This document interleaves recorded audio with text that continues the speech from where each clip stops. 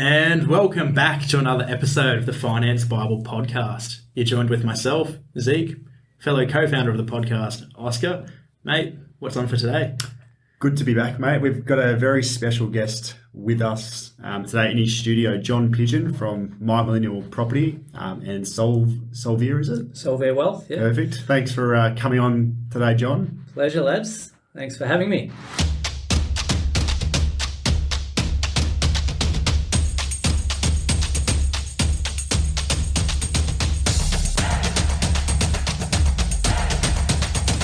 John, understanding yourself, jumping straight into it, you're quite successful. You've built a good company here at Solvier. You're running your podcast. You're investing yourself. You've got time to go out and do all this fitness-related stuff. You coach people on the weekends in your spare time. How do you do it all? What's going on? What's your day-to-day look like? Yeah, look, I think you've got to be motivated about what you're doing and the way forward in life. And I think it's, because obviously it's time management, but it's energy to get where you want to get to. And I think for me, if I go back 25 odd years or even longer, I suppose as a kid, I grew up on a farm in country Victoria, and parents had a farm as a business. So that's a 7-day-a-week entity. Yeah. So with that in mind, there wasn't too much downtime, and I'm not a guy that sits on the couch too often. And I think that stems from that 7-day-a-week sort of mentality and hard work and at an early age to use coming through. Yeah, I think so. Like we did a podcast yesterday. We recorded on burnout, and I personally, I don't think I've ever been burnt out. Now, that's not because I think I'm better than anyone else or just have these mysterious qualities about me. It's just that I've always been fortunate enough to have the drive to know where I want to go and enjoy what I do. And I think that's what I try to implore onto my clients is that don't just go and buy property because you think property will create some wealth for you. Yeah. You need to understand it and enjoy it and embrace it. Mm-hmm. Yeah, why you're doing it, what you're doing, and actually get into it. And the numbers excite me. That's one of my favourite parts of it. Yeah, I think for a lot of other people as well, the numbers is a big factor in it all. I guess for yourself, John, in terms, you mentioned property, going back to the start of your own property journey, when did that all start? How did you get into the property market? And yeah, give us a bit of information on that.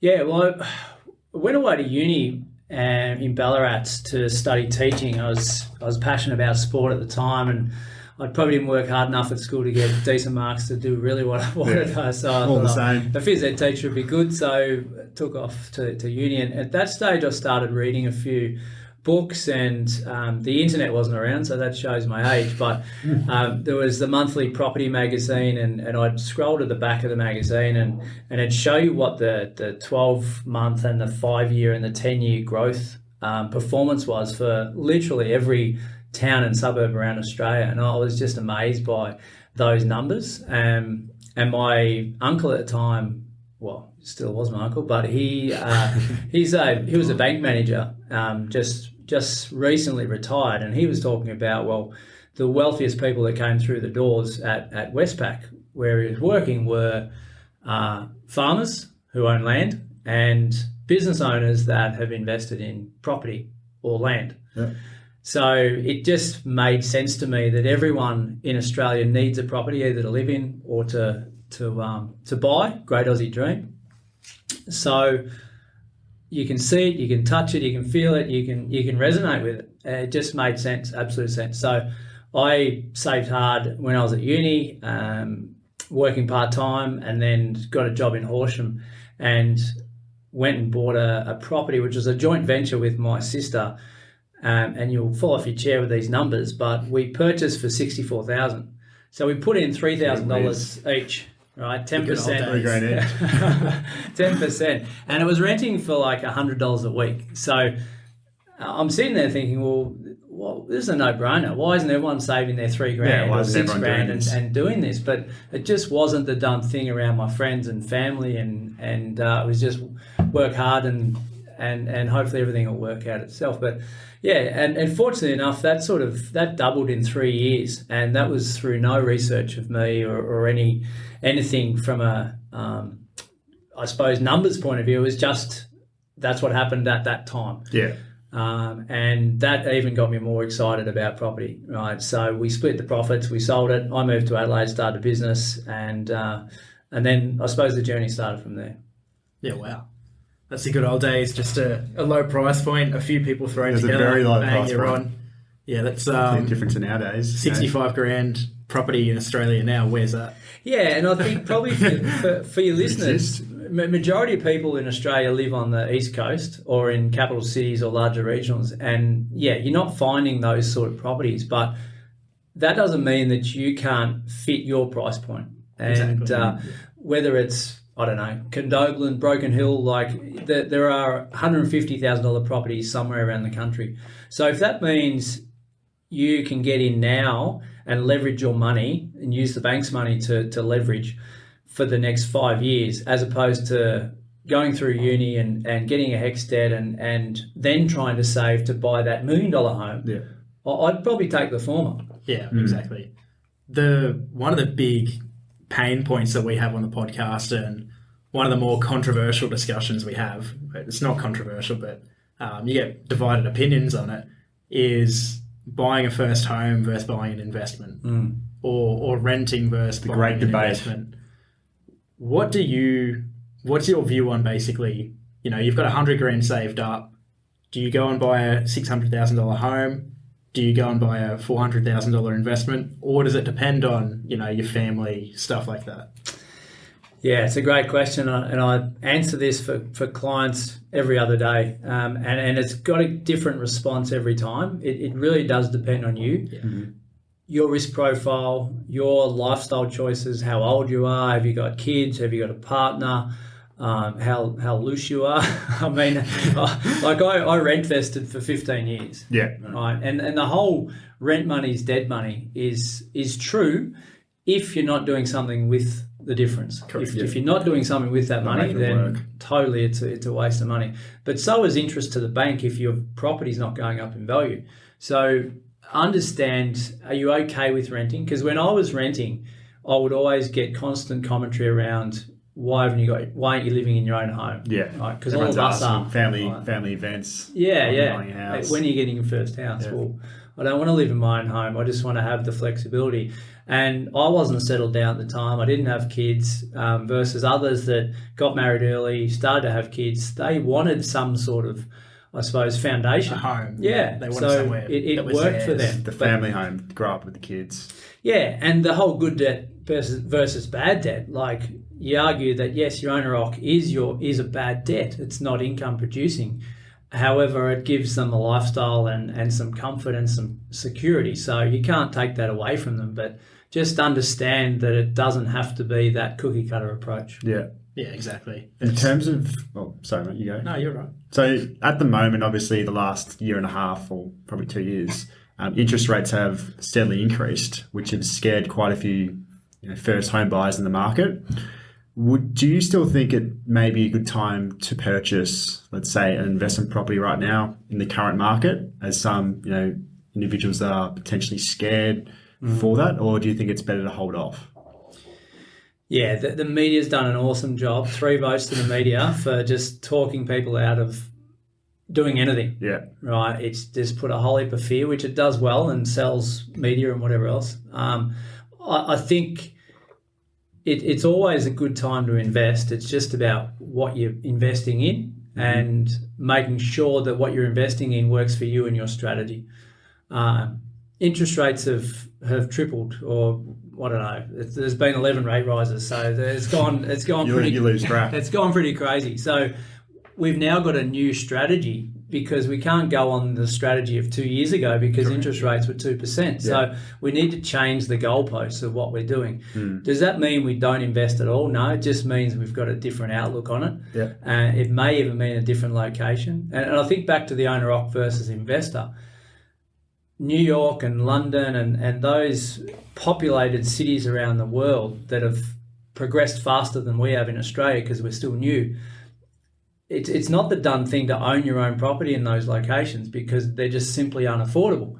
So Sydney and Melbourne, I believe, will be the new London and New York, where it won't be the done thing with the next generation to own your own home in those cities because of the affordability and the mortgage stress and the lifestyle limitations that'll put on people. So they rent vest for 20 years and then the hope of swinging back around to buy their own rock baby or even not at all. So I think, there's never a time to sit on your hands. Well, I believe anyway, and I've been investing for 27 years now. So you know best. Everyone listen up. And I'm not an expert. I've just been doing it long enough. Yeah. The whole 10,000 hours. I've got some horror stories and I've got some good ones. I'm right? sure you got some horror Good stories. and bad. I'd love to hear some of the bad ones. Yeah. So I think with that in mind, it's just a case of doing something. Yeah. You brought up a good point there of people basically not being able to afford to buy in Sydney, Melbourne, having to rent vest. Like at the moment, if you're looking at buying a house, brought up in Double Bay, for example, you want to live there, your parents live there, your family lives there. You're looking at getting a good $2 million mortgage. The income that you and your partner would need to actually get that money from the bank is ridiculous. Like it won't be able to happen. You're exactly right. It's going to be a case of, do they rent and invest elsewhere and come back to it? Or do they just relocate? And I've got two bits of, I suppose I've got two parts that I want to discuss on that. One is the kids that are brought up in the suburb that they're in now, generally speaking, their parents weren't there 20 years ago. They've built their way up to that suburb. So they might have bought a property, sold it, upgraded to another because they've got a pay rise and saved a bit more money and worked hard and done all those things. They've climbed the trees of suburbs to be able to get to Double Bay. Right? Now, I like that. They're there. They might have been there 5 years or 10 years, unless it was generational wealth that got them there in the first place. So the kids, and I'm having this conversation with our kids, and they're trying to understand the concept of money. It's like, well, hang on a minute. You're not going to be living in this suburb where we're living right now on your own. You just simply won't be able to afford it. And mummy and daddy are not giving you a handout either. So let's get that straight, right? You're going to have a work ethic. Learned that earlier. Yeah, but I think so. That's the first part. That okay, we need to go 30k out, or maybe even regional, and then swing back around. But create a version that's going to work for you. The second part of it is generational wealth, and that's the only stepping stone for people that want to live in that suburb straight away. It's like, well, okay, grandpa's passed away, left me $2 million, right, I'm going to buy in Double Bay, right? That's a big part of Australia's wealth right now. Sydney's house prices are going through the roof again, 5th time in 7 years. Yeah, so there's 7 stories. Roof after roof after roof. Yeah, they just lather on top of each other, don't they? And a lot of that is generational wealth. Yeah. I haven't put hardly any money into it. It's a parental guarantor, or it's a gift from the second or third generation because they bought a property for $200,000 in 1987 and now it's worth $8 million. So with, for example, during COVID, roughly 30,000, give or take, left Melbourne, like internal migration, relocated to mostly Queensland from what the statistics show, but also Perth, Adelaide, stuff like that. Do you think they're permanent relocations or they will come back? Yeah, it's a good question. I think there's already some that have gone back to where they were and realised that the grass wasn't as green. It died. There's two parts to this. There's international migration where majority of international migration go to Melbourne and Sydney. And then there's interstate migration where Victorians and South Australians are heading north.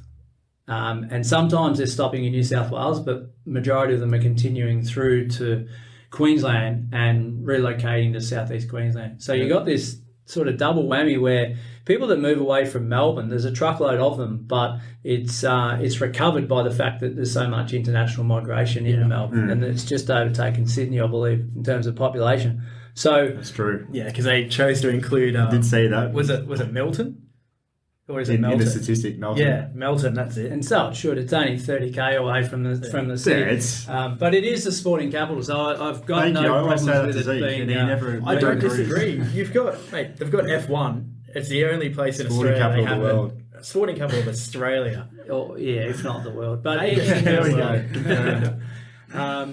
So yeah, I think governments are putting a lot of focus on these satellite cities because they haven't got the infrastructure to continue to build Melbourne and Sydney, and to a lesser extent Brisbane up. Perth is a little bit more transient. Adelaide's population is not actually growing that fast if you look at the real numbers. But I think the focus is on the larger regionals, the Ballarat, Geelongs, the Bendigos, the Waggas, the Aubreys, the Toowoomba's, like those larger cities that have already got the infrastructure but also have the space, airports, universities, and just general diverse economy. So would you say, obviously none of this is advice in any means, but we meet with a lot of clients who ask the question, where should we invest? Obviously Melbourne and Sydney are, a lot of people are priced out, and if you purchase an investment property there, it probably won't cover the costs and the expenses of it. So in obviously your mind and your company's mind, where are the best places to invest at the moment? Yeah, well, speaking from a business point of view, we've got two arms. We coach, and this is what I'm passionate about, is educating. And we coach our clients to go and find their own locations, even though we might have the answers before them, but they get to get their hands dirty. Yeah. So that's exciting. It's like looking at the back page of that magazine all those years ago and seeing what the history of growth has been in those suburbs and getting excited about that. And we also run a buyer's agent service, which we say, look, these are locations that we think will work for your strategy. We should look at these seriously. And I think we don't necessarily say, look, I'll take an example, Geelong. We don't say Geelong's it. Let's all go and buy in Geelong and everything will be okay. What we look at is how much have you got to spend, and what is your overall strategy, and where will that put you in a location, and taking into account strongly the type of property and the yield. Now, that might be getting a little bit too complicated for today, but I'll give you an example of that. You might come to me and say, look, John, I've got 600,000. Okay, these are the locations that we think 600K will work around the country. Yep. Now, we know that more than 80% of the population in Australia is on the East Coast, and which are capital cities and larger regionals. So we do put a lot of emphasis on those. We don't go to too many places that have got 10,000 people or less. However, the big problem with investors and why they might not get 2, 3, 4, 5 properties is they disrespect the yield. I'll go and buy a 600K property, it rents for $400 a week, and I have to sell it with 2 interest rate rises. Property doesn't work. No, property does work. You just ballsed up your strategy. Big time. Doesn't give you an answer though, does it? No, it's a good answer. It doesn't give you a location. It's the exact answer though, because that's what we wanted. It's such a top-down view of, all right, we've got to start out here and then zoom in on this and zoom in on that and then that and then that and figure it out, because it's not one solution fits all. It's very specific for individuals, families, what they're looking for and how it fits their strategy. And emotions come into it as well. And in terms of investing, a lot of people are emotional investors, which sometimes it's not ideal, but sometimes it can help. Yes. So obviously you find that out when they might pitch you a property, more of the emotional side of things. Yeah, and it's their risk profile, isn't it? And they might have seen a glossy brochure, or they've grown up in apartments, so they think apartments rock, or they've grown up in small towns, or everyone's got preconceptions of life, and we just need to challenge those and just understand, what do you want going forward, and make that work holistically for their strategy. And it's like, to use a sporting analogy, it's the locker room talk. Everyone goes into a locker room and one person's got a great idea. Let's go and let's buy a racehorse. Let's buy these shares. Let's go and buy in this location, right? That might be perfect for one person, but irrelevant for the other 30 in the room. And that's what we need to get to the bottom of. I'm going to use that one. That's good. I like it. you can use it, mate. Yeah. Trademarked, done. What's taking a complete swing, like change of paths, what initially made you go, all right, I'm going to create the business to coach people? I think, no disrespect to everyone else out there, but I think I could add some value to that space. I don't think there was... If I go back to when I was 19 or 20, when I first started looking at this, there was no one there that could help me. Yeah. And I had to, I suppose, wiggle my way through it and make some mistakes and do all those things, which absolutely grateful for because it taught me a lot of things. But I would have liked to have fast-tracked it without a few of those mistakes. So, as I said, I've always been passionate about coaching and educating, whether it be sport, health and fitness, property. I think probably 2010, I thought to myself, right, I'm done with the fitness industry. I'm starting, or had already started a family. I still want to educate. So how about I put all the ideas and research and knowledge that I've got in my head around what I've done from a property point of view and apply it to a business. So that's when the seed was planted, I suppose. And then, yeah, and as I said at the start, I've been fortunate enough to be able to always just pivot to follow what I'm passionate about, which is coaching and educating. And it's always been residential property from an early age. You made a really good point there of you wish that you could have fast-tracked it and there was no one there to help. We have a big issue with like the education system in terms of what it does for financials. Did you, during school, obviously it was a while ago, like we would have no idea what it was like. What did you learn financially in school, if anything? Yeah, well, I laugh because I talk to corporate groups and professional sporting clubs and individuals about this regularly now as a business, and I laugh and joke to them to say, well, this stuff is not taught in schools, or if it was, I wasn't listening or I was away that day. A component of that is we're probably not ready to listen because in year 9, 10, 11, we might have got a little bit of a part-time job, but we're saving for a car and we're just basically enjoying ourselves. Yeah. So I think it's maybe a little harsh on the education system that it's not taught, but there is also a crowded curriculum. I'm surrounded by teachers in my life and I still know it's a crowded curriculum and it's a stressed curriculum. So I think it's twofold where we're maybe not ready to listen so much and it's busy between 9 and 3. The last point I'd add to that is it's actually not their job. It's the parents' job to be able to sit down at dinner time. And I mean sit down at dinner table because not a lot of families do that now. Guess this is what you do? Right? 100%. But I don't ram it down their throat either. Yeah.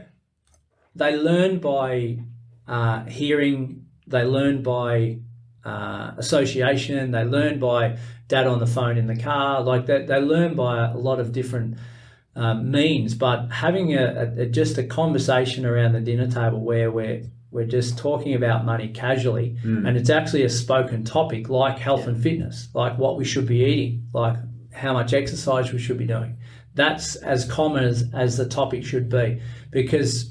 And again, a bit of the motivation for that for me was we never spoke about it growing up. I don't know about you guys, but it was not spoken about. So by the time I got my first paycheck, what do you do with this thing? How do you even set up a bank account? Like I just go and blow the money on lollies and soft footies. Like, I don't know, what do you do with it? So it's really that conversation from an early age. Yeah, because a lot of families we've spoken to brought up never speaking about it.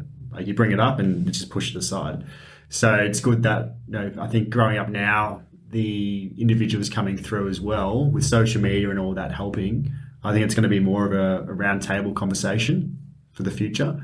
And in terms of that, obviously podcasts help with sharing information. And that kind of leads on to your other business, let's say, the My Millennial Money podcast. Mm-hmm. So how did that come about for yourself? Because obviously that's one of the biggest finance podcasts in the country at the moment in terms of streams and Instagram followers, etc. Is it? Yeah, it is. There you go.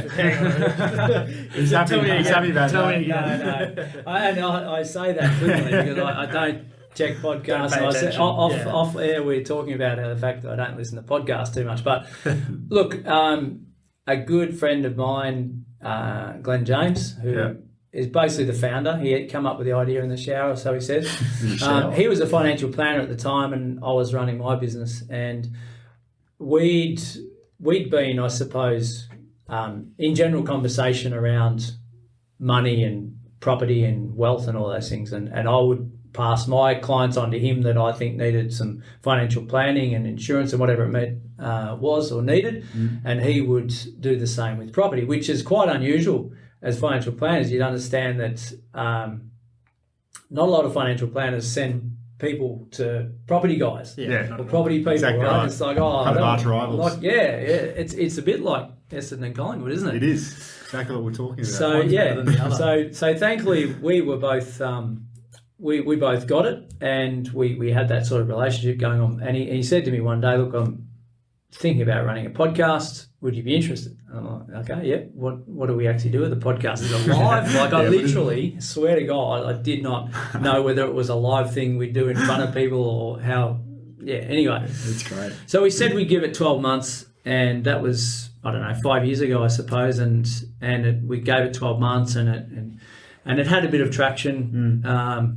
Still didn't make any money or anything like that, but we thought, well, we're enjoying it, so we'll continue doing it. So Teaching others. yeah, and it, again, for me, I don't know whether he feels the same. I suppose he does, but for me, it was like, okay, hopefully I'm educating someone out there that's willing to listen. Yeah. And that's kind of gone onto books now as well. You've got a couple of books out there at the moment.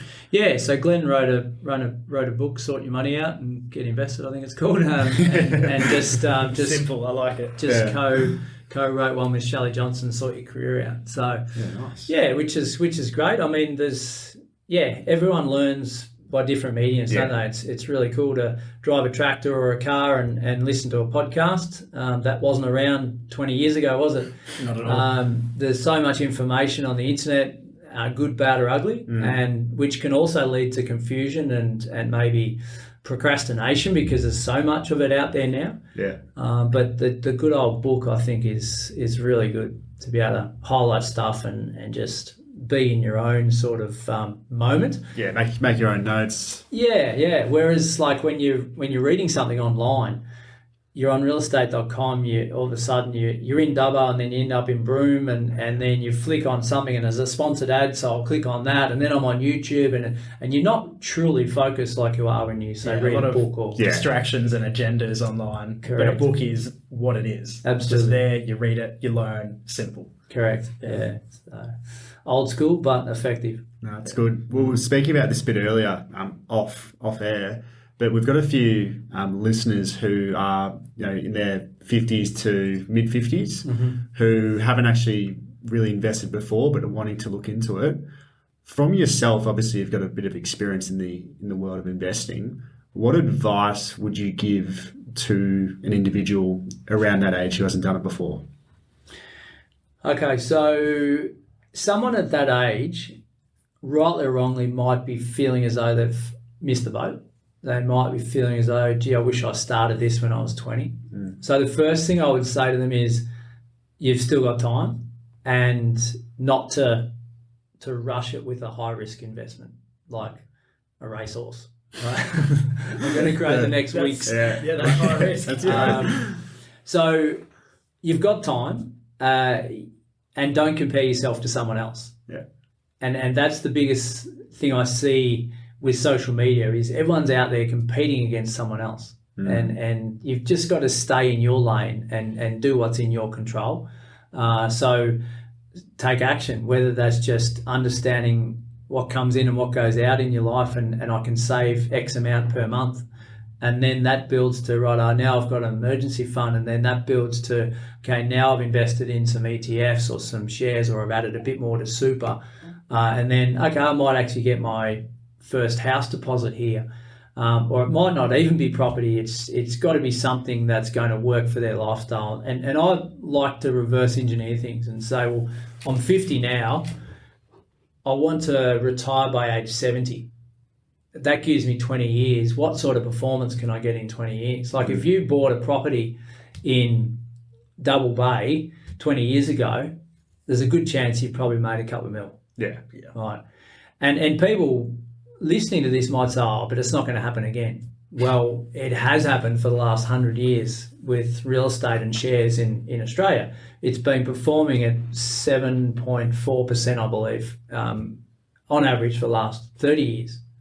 So, yeah, that's probably the starting point for someone that's 50. Yeah, that's great. For the people who, like, same concept, 50, looking to do it for their first time, if they're out there with children as well and they don't really think they've got the knowledge to pass on that dinner table finances talk, they've never really made it happen, or they just aren't sure on giving that advice, how would you recommend they introduce to their children the finance discussion?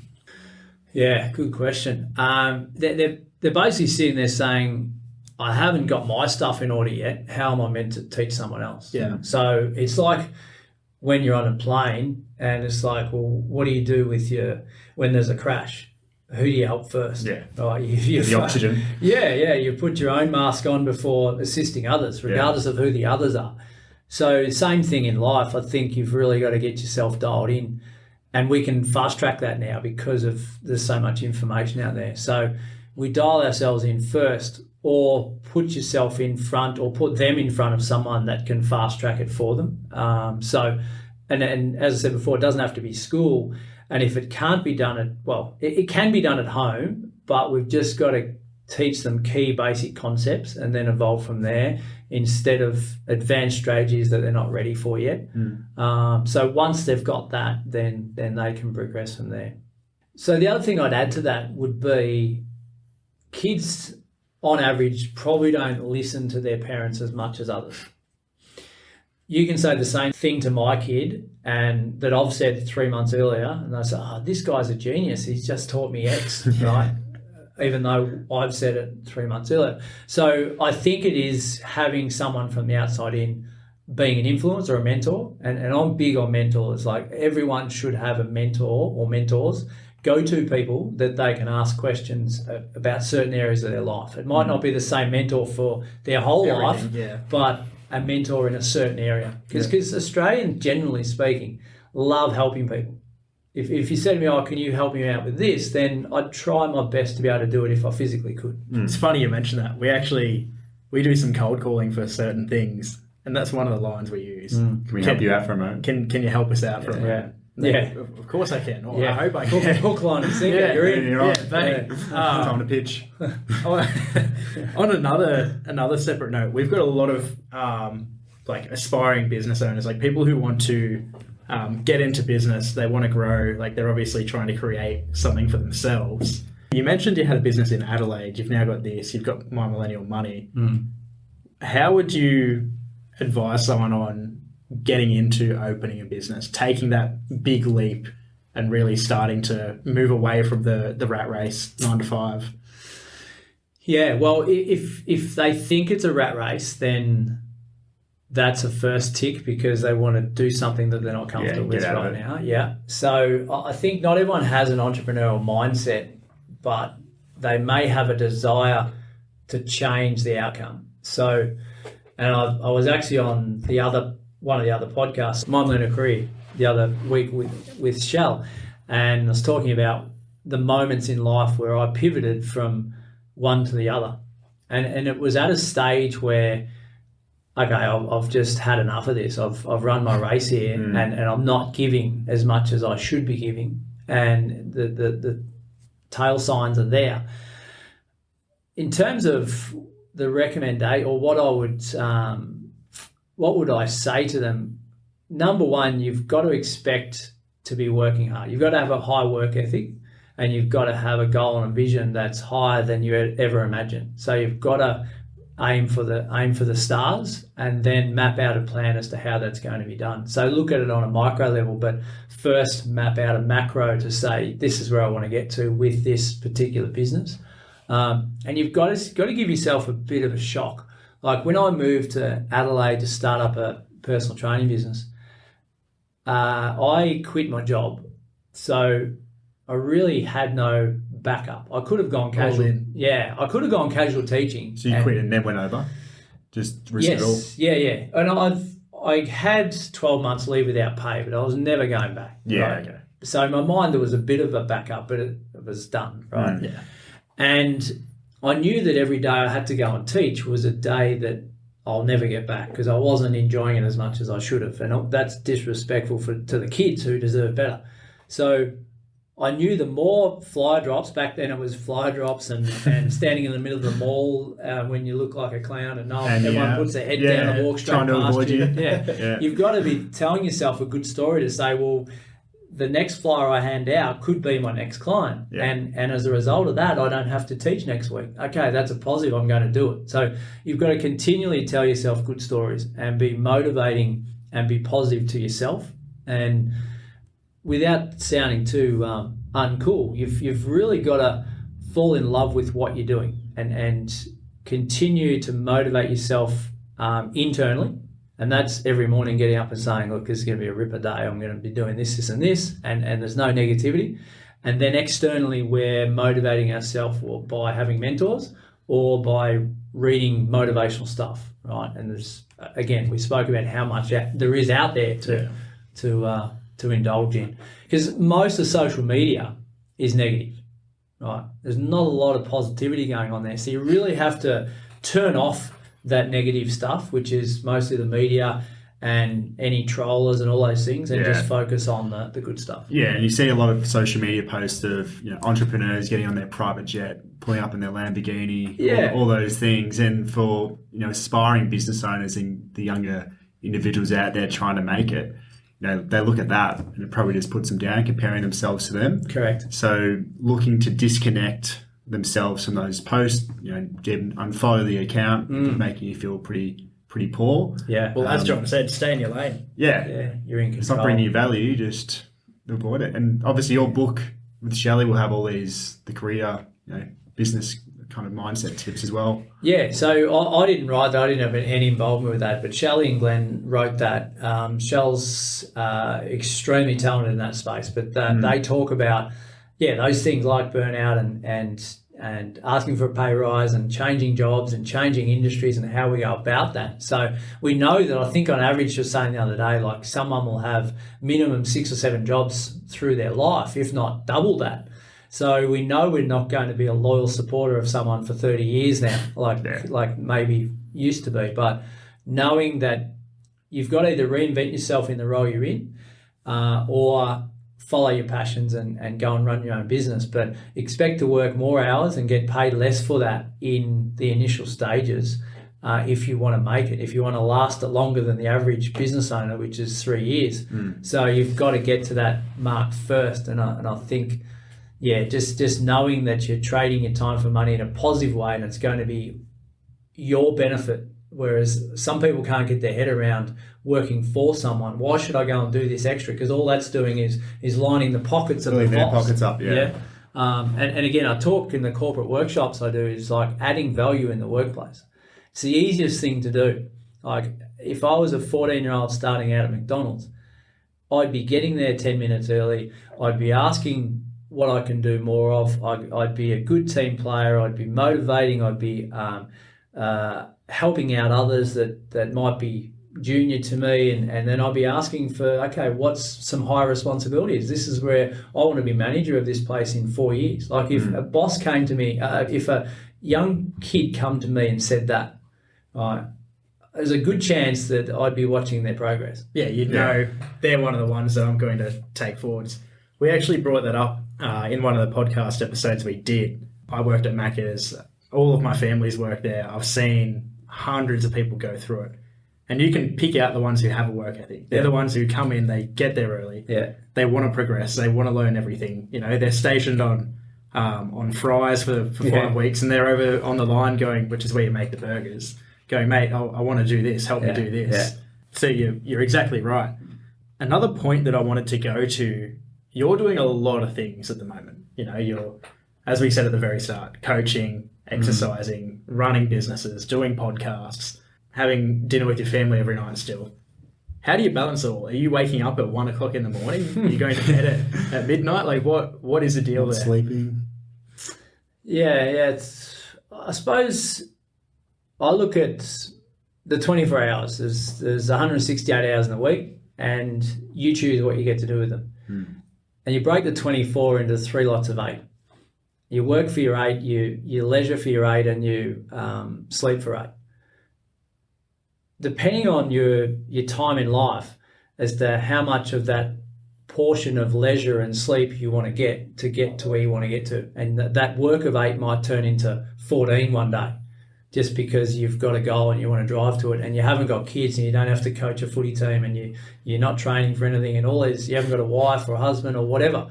So you've got a time chunk, and I run to a calendar. It's not as strict as it could be, but I definitely I look at what's urgent and what's important. Right, important is having dinner with my kids. Urgent might be that phone that's ringing. Yeah. Now I don't need to answer that phone, but it seems urgent at the time. Right. Important is having good conversations around the dinner table, so I'm going to prioritise that over that phone ring. In fact, I might put that phone in the office and not touch it till the morning, and that way you can sort of you can prioritise what you want in your life, which gives you more contentment. But knowing that you forego the things that you don't think are relevant in your life. Yeah. So that's probably what it comes down to. And before the show, we spoke about, like, I don't listen to other podcasts or try and compare myself to others out there who are doing something similar. And that's one of the reasons is like, well, is that going to benefit my life right now? And the answer is no. Yeah, you've got priorities. It goes back to staying in your lane. Yeah, that's correct. Controlling the controllables. Yeah. So, yeah. But, in answer to that 1 o'clock, no, absolutely. I'm 5, probably 4:30 sometimes. But I'm in bed by 9:30 sort of. Yeah, so still appropriate. Do you find a bit of a morning routine, like a workout or something to get you going for the 100%. day? Yeah, 100%. I'm always, every morning I train. And I think that's a huge recommendation to people out there. Like, I see so many overweight, unhealthy CEOs that are on $500,000 a year that probably won't live for another 10 years, right? They're good in this space from 9 to 5 or whatever hours they want to work, but the rest of the life is a dog's breakfast. Yeah, like, literally. Yeah, correct. Confirm. Yeah, so you've got to be well balanced, and I speak to sporting clubs about life after sport, and like obviously from a wealth point of view, but knowing that their AFL career, for example, is 10 years of their life, and what next?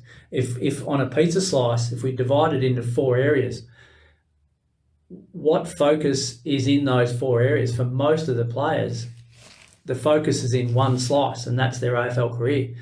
Family, health, not so much health, family, friends, and extracurricular, which might be business or work after their career, has little focus. And then when they finish their career or get it cut short by injury or termination, they've got this void that they can't fill. Yeah. Whereas if they're balanced right throughout that career, they've got a much better chance of feeling good about themselves.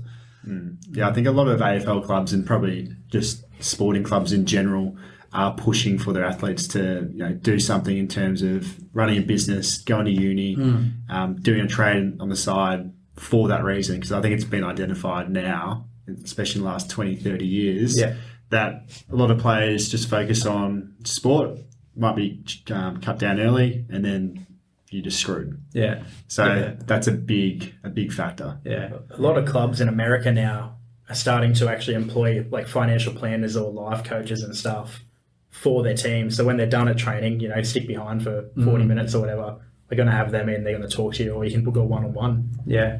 I think that's somewhere we really need to go, especially for the finance point of view. Like, not so much in Australia because we don't earn that much with sports stars. Like, top league players getting 1.5 million a year.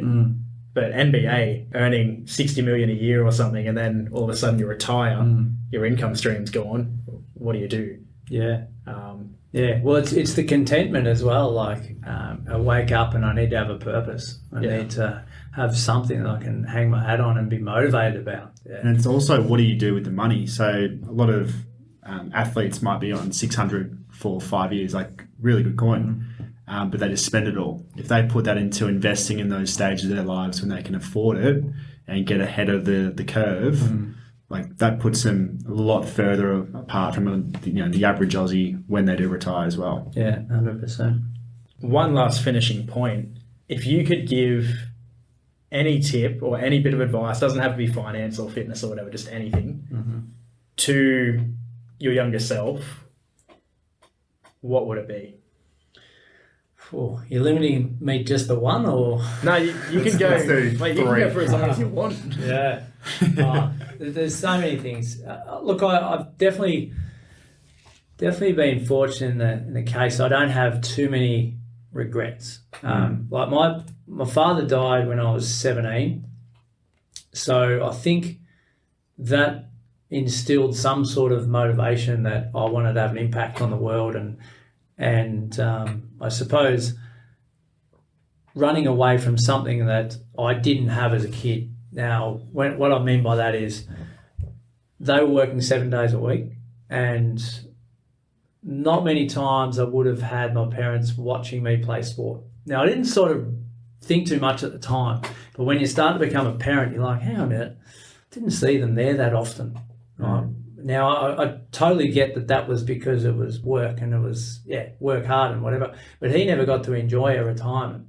So I think that whole story when I was 17, it's like when I came up for air, I realised, well, we've got to get it right. We've got to have a really good balance, and the only way we can get a balance is it's time or money, and we've got a limited amount of time here, and that was proof to me because it happened a lot earlier than I expected from my dad's point of view. And unfortunately, it's not all about money, but it is, because you need money to create time, which creates lifestyle. So how do we do more than the average? Right now, these aren't really tips. These are just sort of, it's my perspective on life. And the greatest, I suppose, disappointment in my life probably became my motivation. And what you can do in your control is probably what you need to focus on, is education and attitude.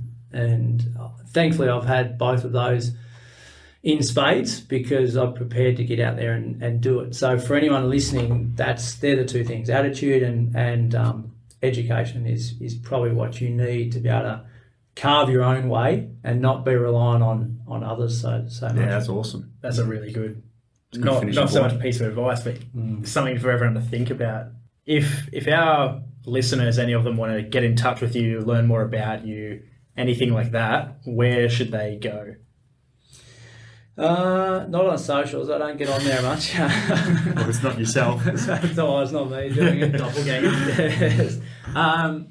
Look, our podcast, My Millennial Property, is obviously where we hang out every week. So that's probably the main one. But yeah, just our Solvair Instagram or Facebook. You can check out, or our buyer's agent service, Envisage Property. Yeah, and we'll pop all that information on the bio there for anyone out there. So just click on the link below and get in touch. Cool, appreciate it.